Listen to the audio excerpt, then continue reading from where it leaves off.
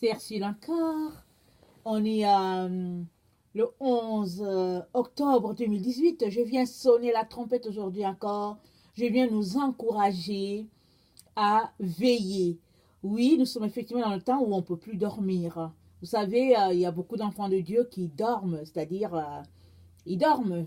Écoutez, ils sont au courant de rien et on leur dit que Jésus-Christ arrive et puis ils te regardent tout étonnés. Ils te disent, oui, Jésus-Christ arrive. Parce que dans leur esprit, Jésus-Christ arrive un jour. Mais nous sommes dans le temps où Jésus-Christ n'arrive plus un jour. Jésus-Christ arrive et puis c'est pour bientôt. Alors il est donc important que si toi tu fais partie des personnes qui sommeillent, il est important que tu puisses te réveiller.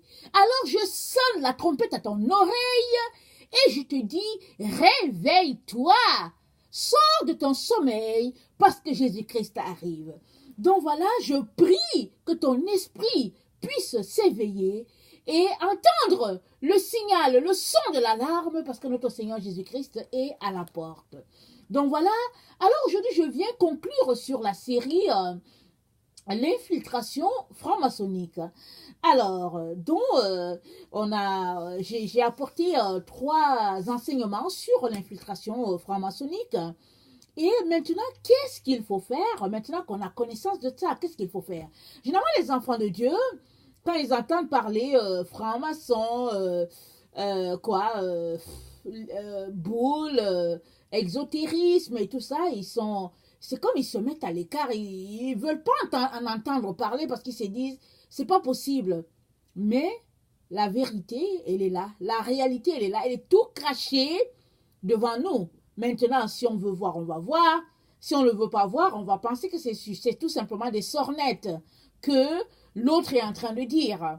Mais la vérité est que la parole de Dieu a été tellement diluée et elle n'est pas prêchée ou enseignée selon les principes de notre Seigneur Jésus-Christ. Elle est enseignée selon une doctrine de démocratie, de libéralisme et puis selon des valeurs qui portent soi-disant sur le bien-être de la personne. Vous savez, il ne faut pas trop faire mal à la personne. Vous savez, il ne faut pas trop blesser la personne. Il faut respecter la personne, le bien-être de la personne. Nous sommes une communauté, vous savez, etc., etc.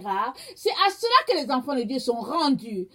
Alors, la parole de Dieu est prêchée, est-ce que ça transforme les gens? C'est la question qu'on doit poser. Si les gens ne sont pas transformés, si leur vie n'est pas changée, il faut se poser la question, il faut se demander pourquoi est-ce que ça ne change pas? Parce que la parole de Dieu est une épée à double tranchant. Une fois qu'elle sort, une fois qu'elle est envoyée à quelque part, elle atteint toujours sa cible. Alors, d'un côté, elle juge et de l'autre côté, elle dresse. Alors, si la parole de Dieu est prêchée en notre sein, et que rien n'est fait et que ça ne change pas, très souvent, il ne faut pas toujours penser que c'est parce que les gens sont durs d'oreille. Pourquoi sont-ils durs d'oreille? Parce que certainement, ils ne reçoivent pas. Et pourquoi est-ce qu'ils ne reçoivent pas? Évidemment, si les paroles prêchées à longueur d'année, tout ça, ne les touchent pas, ou bien ne contribuent qu'à mettre un voile à leurs yeux, alors il faut plus se poser les questions, il faut se demander comment faire. Et là, le Seigneur nous informe de l'infiltration dans le milieu, dans l'enseignement de la parole de Dieu. Alors, cela est d'autant plus évident parce que, écoutez, il y a les écoles bibliques, alors il y a plusieurs écoles bibliques selon les dénominations, et on enseigne, on éduque les gens, pardon le mot, on éduque les gens comme au fait dans une écurie. Vous savez, quand on élève les chevaux, alors il y a une façon de les dresser, il y a une façon de faire ceci, à telle heure il faut faire cela. Alors c'est un peu à cela qu'est réduit aujourd'hui le chrétien dans les écoles bibliques. Alors on dit ceci, on dit cela, et puis finalement, à force de former une génération et tout ça d'une certaine façon, et puis enseigner d'une certaine manière, alors les gens deviennent tous comme uniformes. C'est un peu comme dans le socialisme, où tout est pareil. Alors on essaye donc, ça dit qu'ils ont essayé, le diable qui a inspiré plusieurs personnes, ils ont essayé donc de tailler les gens, ou bien la pensée, on a essayé de le mettre d'une certaine manière. Alors, on veut que tous les chrétiens deviennent comme chez les socialistes ou les communistes. Alors, il y a une vidéo que j'ai faite, j'ai dit, Dieu n'est pas un communiste. Il ne l'est pas. C'est un Dieu euh, c'est un Dieu d'ordre, c'est vrai, mais un Dieu d'unicité. Alors, tu es différent de moi, je suis différent de toi, et puis je suis différent de tel. Nous travaillons tous pour le Père, mais nous sommes uniques, chacun avec sa particularité. Et puis, il n'y a pas quelqu'un comme toi, il n'y a pas quelqu'un comme moi. Nous sommes tous uniques. C'est-à-dire que si on prend deux personnes, jamais elles ne seront pareilles. Alors, pourquoi amener une éducation ou bien éduquer les gens comme si ils étaient dans une écurie? C'est pas possible. Alors il est donc important qu'on retourne à l'essentiel en tant qu'enfant de Dieu, qu'on puisse admettre une vérité, c'est que la parole de Dieu, au fait, elle n'est plus vraiment prêchée ou enseignée comme Dieu aimerait. Alors, de toutes les manières, aujourd'hui, s'il y a quelqu'un qui veut se mettre à enseigner la parole de Dieu ou bien à la prêcher comme Dieu aimerait, ou bien dans le temps de l'Ancien Testament et tout le monde va lui lancer les pierres. On va dire que bon, cette personne exagère, elle est légaliste, elle est ceci, elle est cela, elle ne comprend rien aux Écritures, et puis au finish, on va dire, d'ailleurs, elle vient de quelle école biblique? Parce que, aux yeux des gens, si Dieu a quelque chose à nous dire, il faut passer par une école biblique. Alors, j'aimerais vous dire dans Proverbe 7, le verset 3, c'est dit, non, je vais lire d'abord le Proverbe 30, le verset 5. C'est dit, la parole de Dieu est un bouclier pour ceux qui ont un refuge en lui. Alors, la parole de Dieu, elle est un bouclier. Alors, est-ce que tu te sens protégé par la parole de Dieu? Si tu ne te sens pas protégé par la parole de Dieu, pose-toi des questions. Parce que la parole de Dieu, c'est un bouclier. C'est évident, Dieu l'a dit comme ça. Mais aujourd'hui, la parole de Dieu ne protège pas plusieurs enfants de Dieu. Mais pourquoi? Alors, c'est aussi dit que la parole de Dieu, ça c'est dans le psaume 12, le verset 7, c'est dit, la parole de l'Éternel, ou bien les paroles, pardon, c'est dit, les paroles de l'Éternel sont des paroles pures. Un argent éprouvé sur terre au creuset et 7 fois épuré. La parole de Dieu est épurée 7 fois. Qu'est-ce qu'on épure? On épure l'or, on épure l'argent. Et la parole de Dieu, elle est 7 fois épurée. Tellement elle est sanctifiée. Elle porte le cachet de Dieu le Père. On ne peut donc pas prendre cette parole-là, la diluer, et puis, pardon, s'attendre à ce que cette parole-là soit toujours un bouclier pour la personne qui l'écoute, ou bien que cette parole-là soit toujours un pédagogue pour les gens qui l'écoutent. Donc, il est donc important que l'enfant de Dieu, ou bien le peuple de Dieu, puisse retourner à la base. Et la base, c'est quoi? C'est aller se repentir. Parce que sans que les enfants de Dieu peut-être le voient, ou le sachent, ou le veuillent vraiment, alors ils ont été infiltrés. Pourquoi ont-ils été infiltrés? Parce que finalement, il leur a été prêché l'évangile bon marché, la grâce qui est bon marché, la grâce qui, au fait, Dieu nous a donné une grâce, alors, mais on peut faire ce qu'on veut dans la grâce. Et puis, bon, on n'a plus besoin de repentance, on mène cette vie chrétienne-là où, alléluia, Dieu nous a sauvés. Jésus nous a sauvés, alors on vient, c'est notre Dieu, c'est un Dieu de bisous, c'est un Dieu qui ne nous reprend pas, alors c'est un Dieu qui est amour, alors il nous aime, et puis bon voilà, et puis il n'est pas dur. Voilà un peu le langage. Alors, avec une telle conception du message du Seigneur, comment pouvons-nous vraiment triompher sur les œuvres des ténèbres? Ce n'est pas possible. Parce que pour triompher sur les œuvres des ténèbres, on doit réaliser que la parole de Dieu est un creuset et c'est éprouvé comme de l'or et c'est tellement précieux aux yeux de Dieu que Dieu veut qu'on l'enseigne comme lui, il nous a appelés à le faire et non comme nous on pense qu'on devrait le faire. Parce que si la parole de Dieu a été, est devenue quelque chose qu'on enseigne dans les institutions. Pas que le problème, c'est qu'on l'enseigne dans les institutions. Le problème, c'est que on a institutionnalisé la parole de Dieu de telle sorte qu'il faut que ça rencontre un cadre académique. Alors, il y a quelqu'un, un jour, je causais comme ça avec une personne, et puis la personne disait que non, en fait, elle n'avait pas encore pris ses cours parce que ses cours, de ce qu'elle a appris, ses cours n'étaient pas encore adaptés à la façon universitaire. Il fallait que ces cours soient adaptés à la façon universitaire, et quand ces cours-là seront adaptés à la façon universitaire, là, elle pourra donner ces cours-là. Alors, vous comprenez que donner la parole de Dieu à l'université, il y a une façon de le donner, il y a une façon de livrer le message. Et quand on vient, on livre le message un peu comme moi je le donne, non, ça passe pas. Parce que, bon, peut-être que, je sais pas, je ne vais pas donner les raisons, mais la façon que je donne le message, c'est sûr que ce n'est pas une façon académique. Alors, juste pour vous dire que il y a une façon avec laquelle il faut donner la parole. Si tu veux la donner à l'université, si tu veux la donner dans un institut, si tu veux la donner dans un collège. Alors, si c'est comme ça que finalement l'enfant de Dieu se retrouve à mettre la parole de Dieu dans les normes des gens du monde, il est évident que cette parole-là finalement devient vraiment juste une lettre comme ça. Alors que la parole de Dieu, elle est une épée à double tranchant. La parole de Dieu a été envoyée par Dieu pour notre guérison. C'est dit qu'il envoyait sa parole et il les guérit. La parole de Dieu, elle est pour notre guérison, elle est pour notre restauration. Si, à l'endroit où on est, elle n'arrive pas à accomplir ce pourquoi elle a été envoyée, il faut se poser des questions. Et ce n'est pas les questions à se poser du côté de Dieu.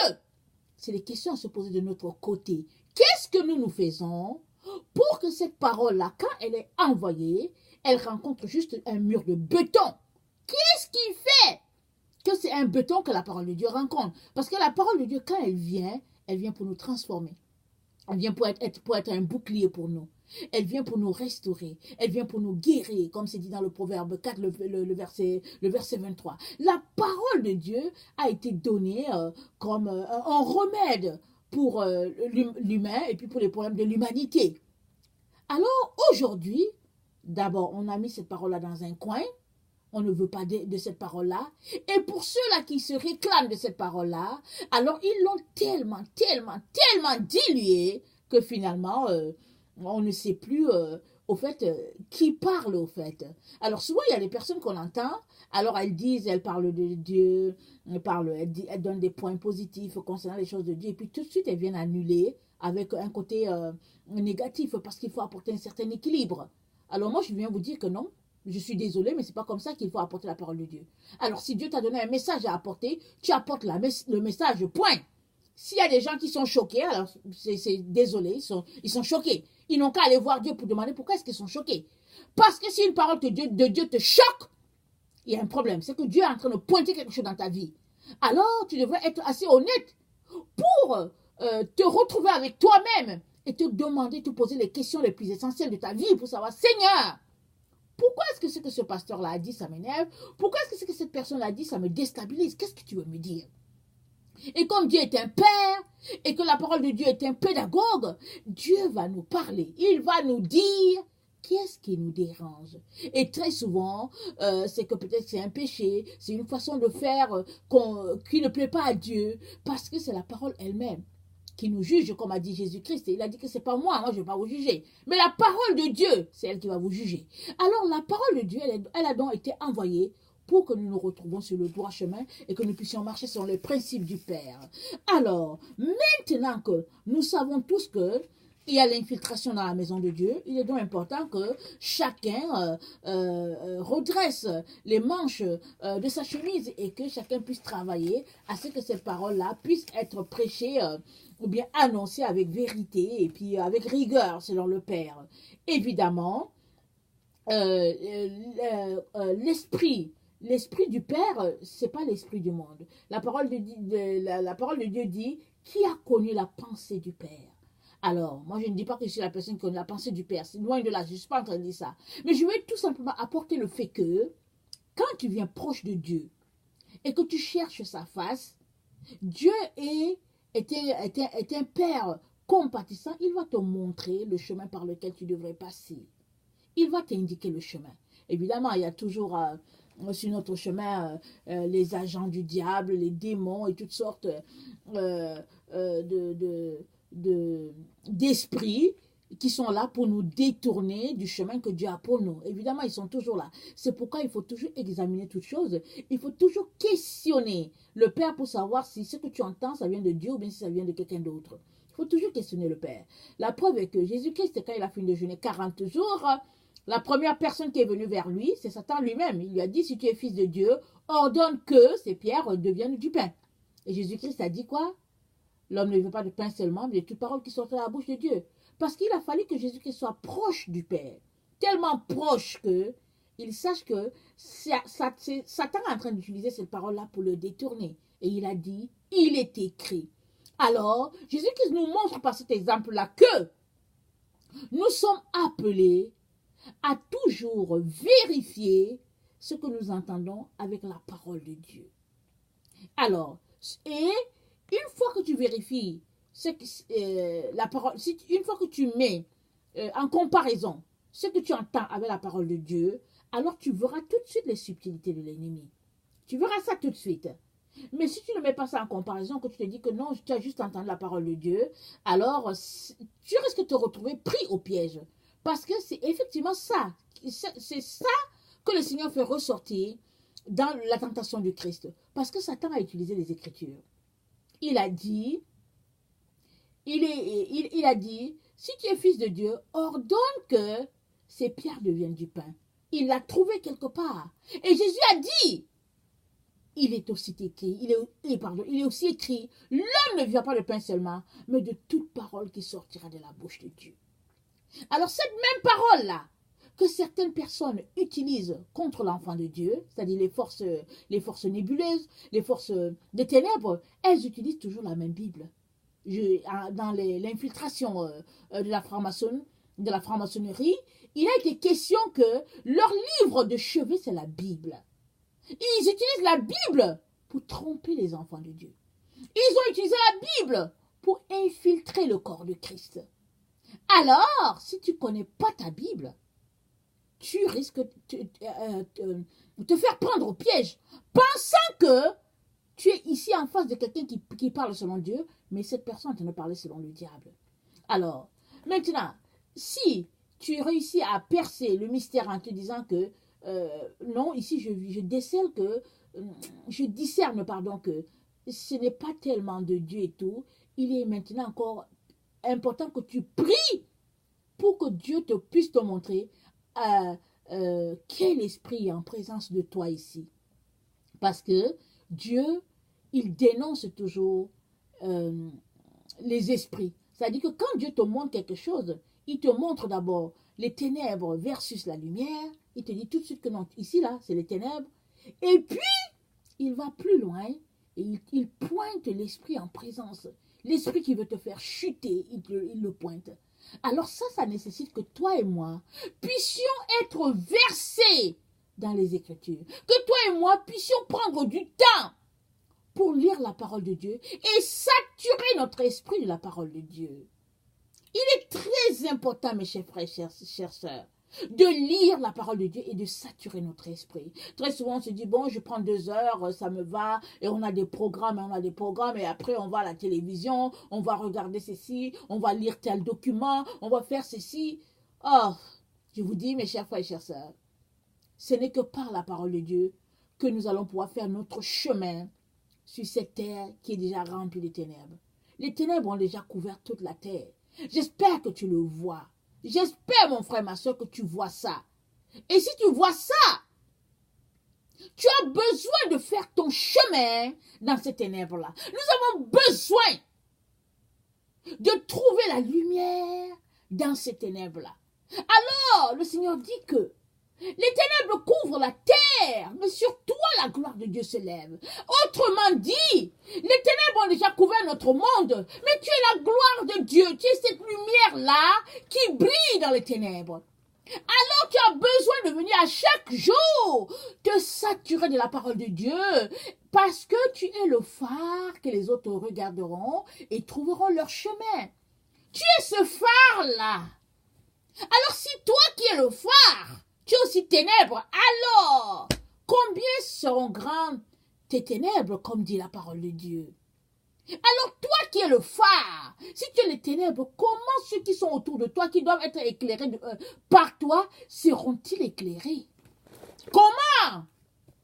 Mais aujourd'hui, malheureusement, les enfants de Dieu, oh, je ne suis pas en train de les juger, mais il y a quelque chose qui ne va pas. Et le Père nous dit, mes enfants, attention, vous avez été infiltrés. Et l'infiltration, son but, c'est quoi? C'est de venir ternir notre lumière. C'est de nous empêcher de voir. C'est de mettre un voile devant nos yeux. Pour que, quand nous ne voyons rien, nous voyons juste les ténèbres. Alors, on a l'impression que oui, au fait, c'est ça qui est vrai, alors que non, c'est pas ça. Alors, je viens vraiment nous encourager de la part de Dieu le Père, de tout faire pour retourner à la lumière. C'est mieux que tu passes 2 mois, 3 mois, 4 mois, 6 mois à chercher la face du Père pour un problème, jusqu'à ce qu'il te réponde, que de dire que bon, je sens dans mon esprit que, et puis finalement tu te retrouves vraiment perdu, loin de la face du Père. Alors je viens vraiment nous encourager, et puis nous rappeler qu'il est important, très très important, que nous puissions demeurer dans la présence du Père et puis rechercher le Saint-Esprit à tout moment. Vous savez, on n'a pas assez du Saint-Esprit. Quand on lit le livre des Actes des Apôtres, on dit que bon, le lieu qu'ils étaient, ils tremblaient parce que le Saint-Esprit, ils furent encore remplis de l'Esprit. Tu peux te remplir du Saint-Esprit plusieurs fois. Tu peux te remplir plusieurs fois dans ta vie. Il ne faut pas penser qu'on est rempli une fois et puis c'est suffisant. Ce n'est pas suffisant. Alors, en fait, être rempli du Saint-Esprit, c'est quoi? C'est déborder de la présence de Dieu, de l'amour de Dieu. Ça déborde tellement que, allez, la coupe, ouf, ça se verse. Alors, mais comment est-ce que c'est possible? C'est possible dans notre intimité avec le Seigneur. C'est possible parce qu'on écarte tout ce qui est futilité, tout ce qui est distraction, et on vient dans la présence du Père. On veut juste le Père, on veut juste sa présence. Et le Saint-Esprit en nous, évidemment, il rayonne de joie et puis il déborde. Donc c'est ça, nous en avons besoin. Je viens vraiment vous encourager. En tout cas, moi, chaque jour qui passe, je me rends compte que chaque jour, j'ai besoin de Jésus aujourd'hui, plus que j'en avais besoin hier. Et demain, j'en aurai besoin plus qu'aujourd'hui. Parce que chaque pas nous rapproche du jour où nous allons voir notre glorieux Seigneur Jésus-Christ. Et chaque jour qui nous rapproche de ce jour-là fait aussi que les ténèbres ne font que s'intensifier sur notre planète. Il est donc important que nous puissions nous débarrasser des futilités du monde et nous accrocher uniquement à Jésus-Christ. La Bible dit que l'amitié du monde est inimitié contre Dieu. Je ne veux pas être ennemi de Dieu. J'espère que toi non plus. Alors faisons tout, mon frère, ma soeur, pour rester dans la présence de Dieu. Et Dieu va nous mettre ce collier-là. Et on pourra voir avec ses yeux et voir jusqu'à quel niveau nous avons été infiltrés dans nos assemblées. Parce que quand tu es un enfant de Dieu et que tu vois l'infiltration de l'ennemi en ton sein, j'espère que tu prends le courage pour rencontrer les personnes à qui tu peux parler pour dire que non, voilà ce que j'ai vu, il y a les ténèbres dans l'assemblée. Alors les gens sont maintenus dans une certaine prison. Ils sont prisonniers. Ils sont là, dimanche après dimanche, ils vont à l'église dans l'espoir d'avoir quelque chose et ils sortent insatisfaits, toujours en train de chercher quelque chose. Et moi, je veux te dire que, évidemment, en 2 heures, tu n'auras pas tout ce dont tu as besoin. Pas en 2 heures, tu ne peux pas. Mais tu as ta Bible. alors tu as le temps, tu as 24 heures à chaque jour pour prendre du temps avec dans la présence de ton Seigneur. Alors vraiment, je viens vraiment nous encourager à aller de ce pas-là chaque jour davantage pour que le Seigneur vienne nous transformer et transformer nos ténèbres en lumière et chaque jour davantage. Parce que la parole de Dieu, la marche avec le Seigneur, ce n'est pas une marche statique, c'est une marche dynamique. Ça bouge avec le Seigneur Jésus-Christ. Ça bouge. Ça ne reste pas sur place en attendant que Jésus qui vienne nous chercher. Non, non, non. Ça bouge. Et on n'a pas besoin de, je ne sais pas quoi, de programme. Non, non, non, on n'a pas besoin de 1000 programmes. Toi seul, tu es suffisant. Tu es suffisant. Alors si, moi je me sanctifie, toi tu te sanctifies, l'autre se sanctifie, alors on est cette communauté-là de personnes qui se sanctifient, et puis là, ainsi, la lumière est en notre sein et on pourra faire vraiment tache d'huile dans le milieu où on se trouve. Donc voilà que le Seigneur vraiment vous bénisse et vous fortifie. Alors ça c'est ma vidéo d'hier que j'ai apportée aujourd'hui parce qu'hier je n'ai vraiment pas eu du temps. Alors j'espère pouvoir apporter la vidéo d'aujourd'hui tantôt. Alors que le Seigneur vous bénisse et qu'il vous fortifie. Alors si toi tu es quelqu'un qui ne connaît pas le Seigneur Jésus, je viens te dire que Jésus-Christ est ton seul espoir. Alors, souvent, on va dans une religion, on se dit que la religion peut nous sauver et tout, mais malheureusement, il y a une seule personne qui sauve et c'est Jésus-Christ. Je vais t'encourager à lui donner ta vie, tu ne le regretteras pas. Alors voilà, soyez bénis, je vous aime beaucoup et Dieu davantage. Merci.